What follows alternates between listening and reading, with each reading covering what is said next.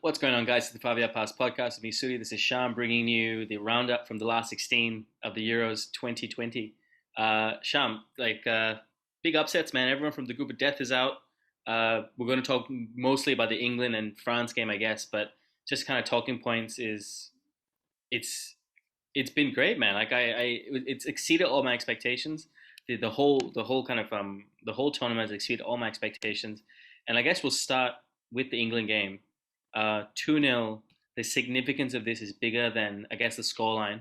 And unlike 11 years ago when they played, it's been 11 years that game when Frank Lampard scored the ghost goal. England actually deserved to win this game, as opposed to the last game, and a lot of fans would feel a bit unjust. But no, it was a fantastic performance by them. Three stand-up players before I ask you a question: Luke Shaw, Harry Maguire, and Jack Grealish changed the game. Now, I was watching the kickoff, and there's a few good points from the kickoff I wanted to talk about with you. Now, should Grealish start every game, or is Grealish an impact player? Because England, like any risk-averse coach, is a defensive team first, and they'll break down opponents or like kind of let the opponents punch away, Muhammad Ali style, and bring on a Grealish later on, or should Grealish start from the start?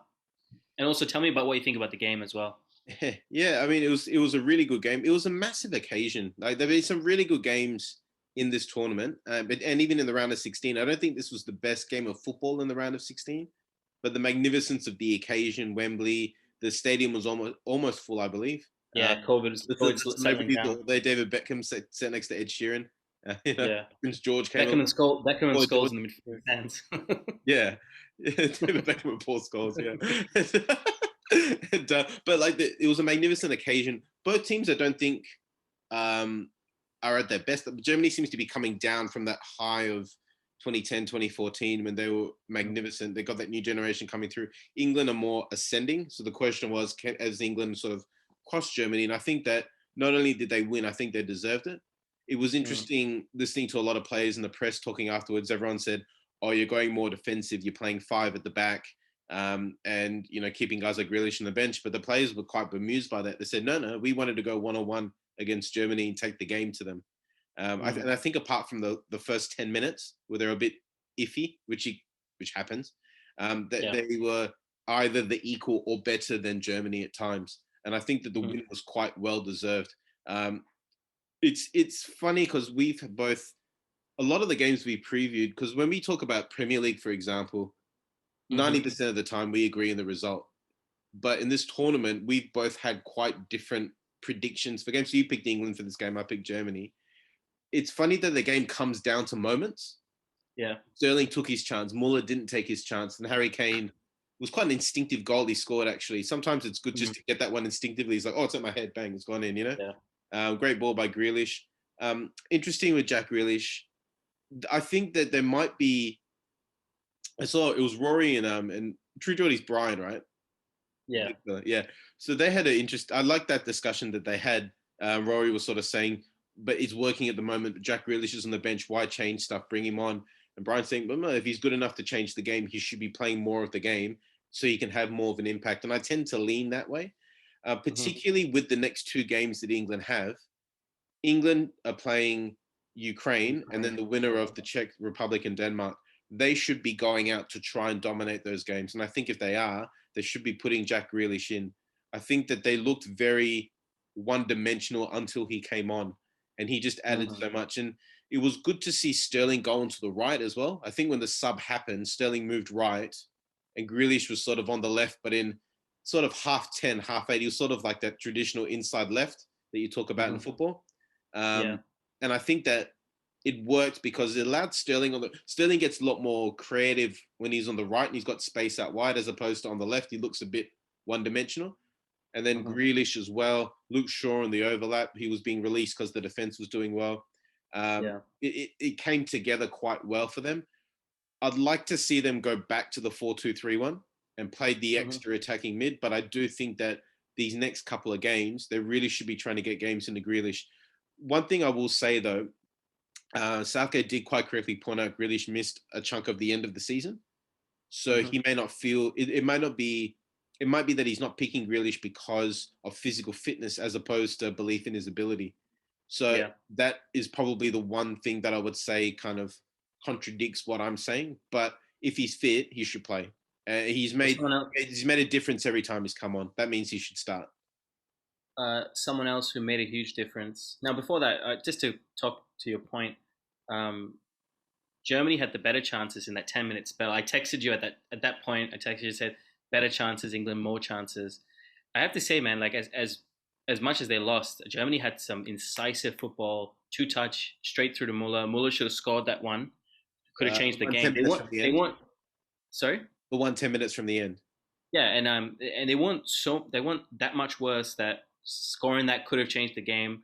The way when France put it up, we'll go into the game next. The way you saw France when they scored a goal, it just changed the game very quickly.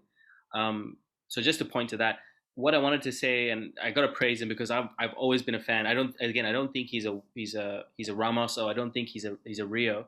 But Harry Maguire, man, to come through the whole season, and he missed. Speaking of missing a chunk, he missed the last bit of the season through that injury, and he's come back and he was amazing, and Luke Shaw as well, who seems to read the game quite well with Harry Maguire next to him. I mean, I think they're quite good friends as well from the club, The from way playing that they club. talk in interviews, you could see it in the second half of the season. They talk like they're Yeah, mates, and that's yeah, that's a good thing, you know. yeah. So the point I wanted to ask you was how immense is Harry Maguire, and just quickly touch on how good he can be for the season for the club. Yeah, I mean Harry's still quite young. He's what 26, 27. He's not 27, particularly 26, yeah. Like yeah he's got 4 or 5 years of good football left. yeah, and he's sort of reaching that peak of his ability as a footballer. He's not quite there yet, which is Hmm. kind of the reason or part of the reason that United were happy to pay that much money for him because they felt they could get something out of him long term, as opposed Yeah. to someone like Varane that they're trying to get at the moment, who's 28, who's a Mm. bit old. I know it's only 1 year, but they got Harry Maguire 2 years ago, so they're happy Yeah. to pay a bit more given he's a bit younger, um, and also the British thing. But yeah, he's obviously really durable. You know that game he got injured. You know how he came off. I forget which game it was, but there was that game he got injured. He came off after 78 minutes. Oh yeah. Okay. Yeah. Yeah. So if he had played that game, if he saw out that game, he would have set the United record for the most consecutive minutes played in league football. Mm. So he Wow. was Of Steve Bruce probably. he was like Gary Pallister, I think, had the record. Alistair. Yeah. Okay. But if he played those final 12 minutes, he would have passed Pallister, or at least equaled Wow. Pallister in terms of the Yeah. amount of Yeah. minutes Yeah. consecutively played by a Man United player. So he's Wow. incredibly durable. He Yeah. obviously needed the time to get fit. It was a good opportunity. That I don't think England would be worried at all about putting Mings in now if they had to. But Yeah. Harry Maguire, he's got a lot of those attributes that you're looking for. He's sort of like if John Terry was an 8 out of 10 at everything, he's kind of like a 7 out of 10 at everything. He's sort of almost Yeah. as good as John Terry at everything. Probably less of Yeah. a talisman, but he seems to be a player that the playing group respect, and that's really Yeah. important. And the fact that he was made United captain in his first season probably says a lot more about the way he goes about things and conducts himself. One other thing as well is it'd be very easy for someone like Harry Maguire to get overweight. He's actually quite a fit bloke, but Yeah. like Yeah. they talk about Shaw and Rooney, their physical size. Yeah. Even Higuain, Yeah. sorry, the Yeah. Argentinian. Harry Maguire's kind of that build. It'd be very easy for Yeah. him to get fat, and I'm talking about by pro athlete standards. But Yeah. he seems to be a guy who looks after himself physically as well. He's 100 kilos. He's like 6'4", Big 100 boy. kilos. You know, like He's he's a a big boy. big boy. They say he's got a turning angle of a small tank. He's Yeah. like he's that kind of guy, but he's quite fit, quite lean for how big he is. I just wanted to quickly ask you as well. What's his name? Joachim Low. He's done with the German team. They got Hans Flick, the Bayern coach, in for the foreseeable future. So Joachim Low basically says his team will peak in the 2024 Euro. Excuse me, 2024 Euro. What do you think Germany needs to do now? For Germany, the two obvious positions are the striker and the centre back. They brought back Hummels and Muller because they weren't scoring enough Yeah, goals and they needed a bit more leadership in defence. I don't think Hummels will play on. Muller probably should. He's 31, and he has have a look at one of those timeless players. Like he'll yeah, still play the same when he's 38 as he is as yeah, when he was 28. He just looks yeah, like has that look, but he's not a yeah, nine. And yeah, that's the thing. Germany doesn't quite seem to have a number nine. They seem to be able to produce. really good technical midfielders, and these sort of nippy wingers, and I shouldn't say wingers, but forwards. Um, but just a nine who can score, and they should look to get someone in centre back. The other thing Closer, that's worth remembering as closer well being is the last of Neuer's that. 35. Yeah, They've got a replacement in Ter Stegen, so I wouldn't be too worried about it. But there will be a changing of the guard there. Neuer yeah, is one of the all-time greats of German football. We spoke at yeah, length about how he won them the Champions League final last season. With yeah, just those massive legs and the one-on-ones that he was stopping from yeah. Mbappe and Neymar.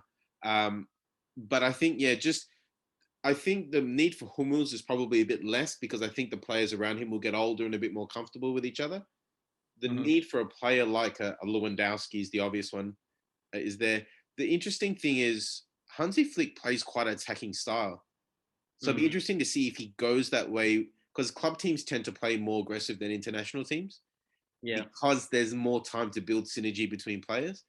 Um, so it'd be interesting to see because he played sort of a 3-3-4 almost when they were in possession. It was a Mm, very attacking setup, and that worked because of Muller. So he could go that way, but it'd be interesting to see what he does. Interesting that he said 2024 is the peak period though, because there's a World Cup in 18 months, and mm, then there's obviously the next World Cup, which will be in North America. mm, Interesting, you picked 2024. I get it, mm. but you'd hope a team picks. You'd build a team around a World Cup rather than building around a Euros. It might just be the natural progression. Also with COVID, there's kind of a lapse in a year. It just it's hard not to trust the German calculation. Let's go into what I think was the best game, probably just purely from an upset point of view, from a bit of grit. I think all eyes are now firmly in Switzerland after that 3-all winning on penalties, 4-5 win. Huge game. They went up 1-0, went down 3-1, came back 3-all. And I have to say, man, like I was watching the game and there was just something about them. I'm not going to say I knew they were going to win, but it didn't surprise me, even at 3-1 down, that they came back to 3-all. Now, is this a case of French disharmony? Is this a case of it's just a blip? What do you think this is with the French? Did you hear the reports of disharmony by the families of the players? Yeah, it was Rabiot's mum or Rabiot, aunt and Mbappe's dad. and there was another Which is weird. incident with there was the one with Mbappe, and then there was another one with another player, Mbappe, Rabiot, and there was one more. There was another player's. I didn't hear the third thing, the second thing, Yeah, sorry. like in the game, I forget. In the game, there was another incident as well because there was one with Mbappe's I was fan. saying in the last video that there is a little bit of unrest with just how Mbappe is carrying himself in the camp.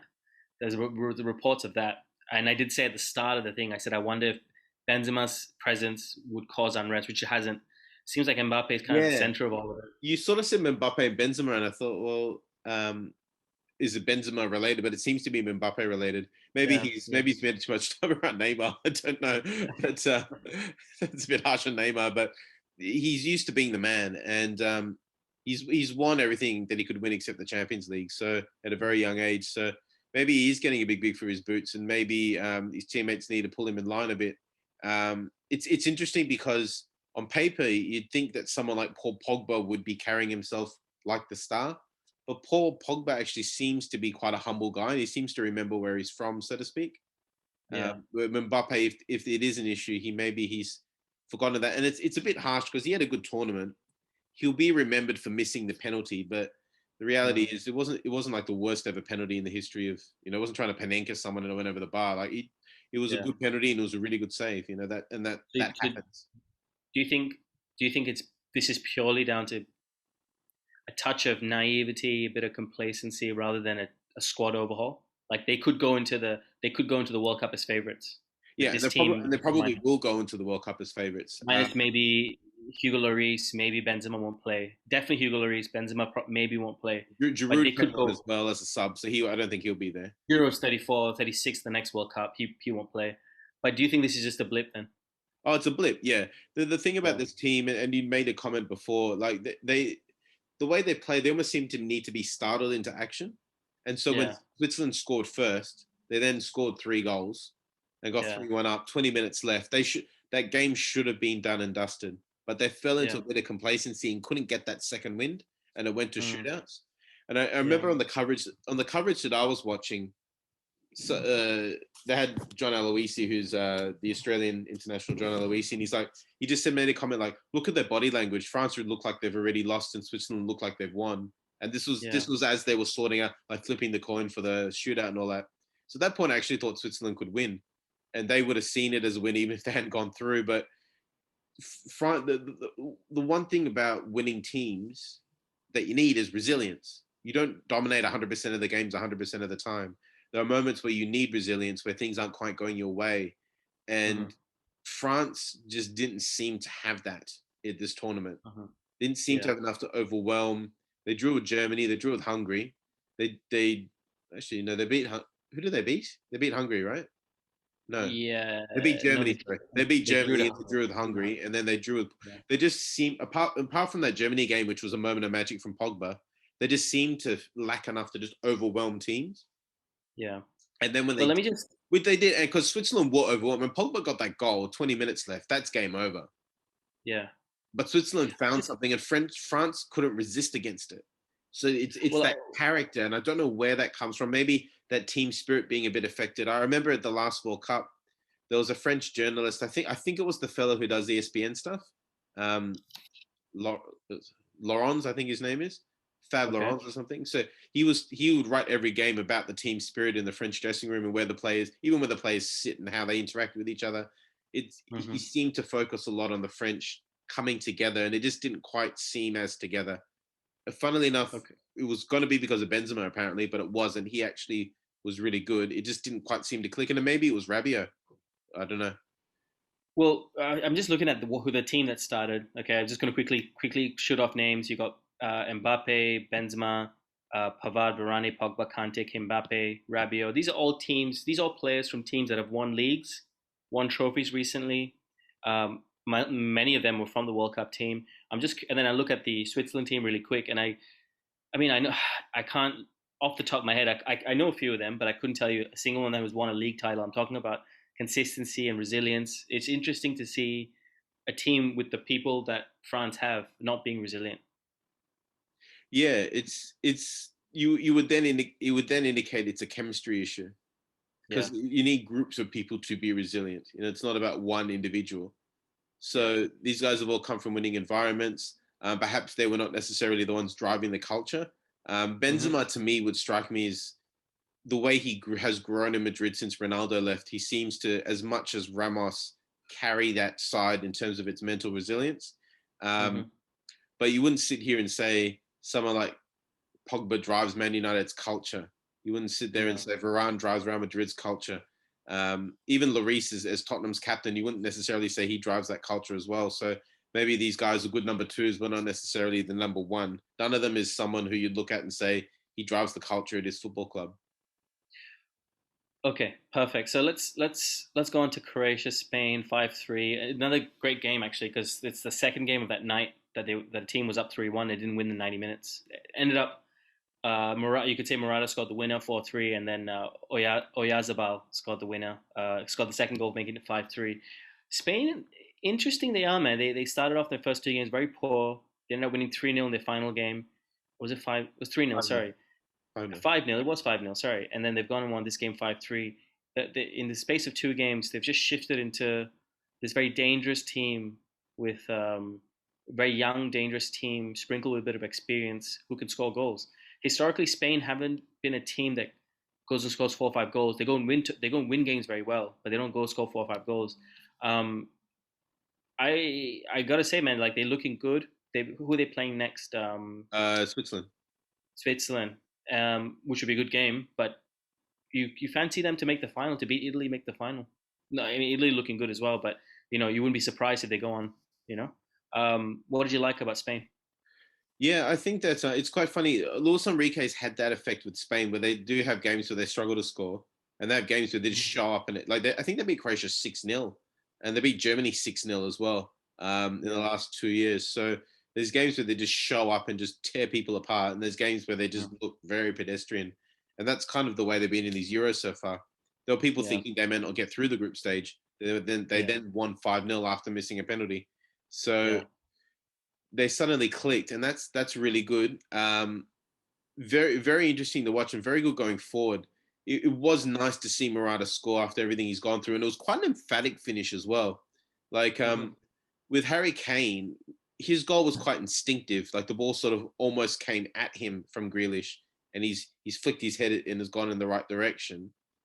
Hmm. But with Murata's goal, like he had to think it through and hit it cleanly. He had to Yeah. he chested it and then it bounced and he smashed it. Like it was like he had to actually think it through, and Yeah. that sort of gives you that belief as well. Because Ferran Torres is playing quite well as well, and I wouldn't be surprised if they moved Torres into the center. I think he started sort of left winger in that game. Um, but they are coming together quite well, and they could be the sleepers in this competition. I Yeah. do think the big quarterfinal is going to be that Belgium Italy one. Yeah. For sure. There's been a lot of games where the heavyweight team won and games where the underdog won. So the only quarterfinal game with the two big dogs is that sort of Belgium Italy game. You would sort of expect sort of England and Spain to get through. That side of the draw is very tricky to pick a finalist from that side with sort of Spain, Switzerland, Italy, Belgium. You can't really Hmm. say comfortably, I think that this team is going to get through. It's more like I was talking about with England and Germany. It's more about what team takes their chance in the big moments. I do think I shouldn't call it England's side of the draw, but the side of the draw that England's in is a lot cleaner. If you go Hmm. England, Czech Republic, Ukraine, Denmark, you would expect England to get through. Yeah. And England have got this game in Rome against Ukraine, and then they go back to Wembley, and they're very hard to beat at Wembley. Hmm. It's admittedly it's the first time they've beaten a top tier. Well, actually, this is the first knockout game in Euro football that they've won in normal time. Yeah. That's the first one. So Yeah. it's a significant result. Also, beating Germany is a significant result. Rome is pretty much neutral for them, but they'll go back to Wembley after that. And like I said, I think they'll be very, very hard to beat. I don't see them. To be honest, if they can get past Ukraine, I wouldn't see them losing a game in normal time. You'd have to go to Mm. something like penalties to get to beat them. And the whole sort of, I think that the nature of England having beaten Germany, which is there's a big mental barrier there. The nature Yeah. of beating them, I think, will lend them a lot of confidence, and their backline looks really good.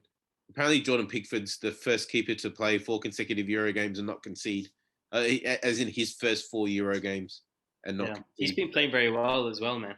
Yeah, and calm. Yeah. Calm. He looks a nervy keeper. Like I remember that Everton Liverpool game when he injured Van Dijk, and he looked nervous as anything, just jumpy and twitchy, but he Yeah. seems calmer. And Mm. sometimes keepers can be like that Peter Schmeichel. I'm fired up. You better be fired up. I'm going to have a word with you. Or they can be Pickford in this tournament's a good example. Van der Sar's a good example. Even Chelsea's Mendy's a very good example. He's not a hero on that team, but he's a calming influence. Mm. Mm. Mm. All right. Well, that leaves, as you said, Spain playing Switzerland, Belgium playing Italy on Friday, Saturday, Czech playing Denmark, Denmark being kind of the heroes of the competition, and Ukraine playing England. Um, you obviously your team, well, not your team, but the team you've picked are out. Yeah. Um, who do you see now of this eight? Give me you. You said Belgium, Italy are going to be the kind of the star game, but who do you think is going to come out winners of the eight right now? As in who wins the quarterfinals? No, who wins the tournament of the Yeah. eight? Well, it's very hard to predict that, Oh, isn't sorry, of the it? eight. Just Sorry, of this of nature of it. the I do think England have a very good chance of making the final now. That was yeah. I did say before the game, whoever wins that game, the draw opens up. If you Hmm. can't beat Ukraine and Czech and Denmark, then you shouldn't be getting in the final anyway. Hmm. I do think that opens up a massive opportunity for England. Um, Hmm. the other side of the draw is very tricky because you would think the winner of Belgium and Italy gets through. You've got Belgium who will probably rely on a bit more resilience than in the past, versus an Hmm. Italy who rely a bit more on creativity than in the past. And Spain just seem to have found tiki taka again. So, Yeah. or more, it's a bit more modern day version of tiki taka. It's actually a bit more like the Luis Enrique Barcelona side that I was was just gonna say it's exactly what pretty he good did at tiki taka. Barcelona. Let's call it, yeah. Yeah. Um, Yeah. but that side's very hard to pick because I do think I got a feeling it's Spain, but I don't have anything to base that on. But at the same Mm. time, they'll beat one of the heavyweights in the semis. Yeah. Um, and I know that you've gone in on Italy. It's one of those four teams, isn't it? The Italy, Yeah. Belgium, Spain, England. that could Yeah, do it. I've got a sneaky feeling on Spain versus England, and I'm not prepared to pick a winner now. This has been such an unpredictable tournament. And that's absolutely. been one of the great things about it, that it Yeah, has had this unpredictability to it. yeah. I think we'll end up there, man. Any kind of finishing thoughts? Because Are you, I'm excited. how are you feeling on Italy still? Because they played a little while ago now. How are you feeling about their chances? I think they're still going to win it. I think they're going to win it the way Italy are going to win it. We saw it against in 2006 in the World Cup. They'll grind out results. They'll win. Some will be convincing, some won't in the next three games. But I think the momentum around them is still. I don't think many people still think they're going to win it. I think they prefer the spotlight away from them. It's on England, it's on Denmark, it's on Switzerland, it's on Spain. Um, and if they go beat Italy, excuse me, if they go beat Belgium, they'll have belief. Um, and I think I know it's very obvious they have to beat Belgium to win, but I'm saying the way they beat Belgium doesn't matter. I think just beating Belgium puts belief in them, and they'll go on to very likely if they on paper beat England in the final. England really should. Like I agree with you. England really should because everything they've built up so much favor in the polls at the minute for themselves. England, if they go and waste it against Ukraine, Denmark, or Czech Republic, they've done themselves no favors. Yeah. Gareth Southgate would have done that. Gareth Southgate at the minute has bought himself a new contract, but that's really only relying on getting to the final. I think once you get to the final, if England lose the final, if they get there, most people will go like fair play, like we haven't reached the final since '66, but they got to get there. They have to get there, but I think they won't get past Italy if they do get there. Um, Perfect. That's great. That's a great chat there, Jam. I'm excited. We'll put a video out tomorrow as well for the for all the excuse me the Quarterfinals. quarterfinals, and should be good. We'll probably do the Italy, Belgium, and England, Ukraine. But yeah, perfect. Anyway, thanks so much for watching, guys. Don't forget to like, subscribe. We are the 5F Pass podcast. My name is Suddy. This is Shyam. Keep football simple, and as always, Keep passing, guys. Cheers. cheers. I'm on fire.